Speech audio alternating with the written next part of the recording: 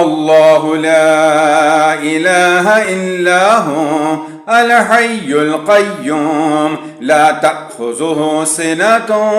ولا نوم له ما في السماوات وما في الأرض ما ذا الذي يشفع عنده إلا بإذنه يعلم ما بين أيديهم وما خلفهم ولا يحيطون بشيء من علمه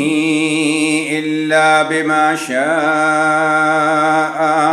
وسع كرسيه السماوات والأرض ولا يؤوده حفظهما وهو العلي العظيم لا إكراه في الدين قد تبين الرشد من الغي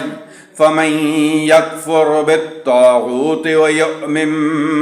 بالله فقد استمسك بالعروة الوثقى لا انفصام لها والله سميع عليم الله ولي الذين آمنوا يخرجهم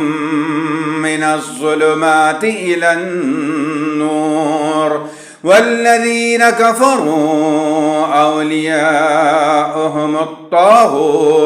أولياؤهم الطاغوت يخرجونهم من النور إلى الظلمات أولئك أصحاب النار هم فيها خالدون.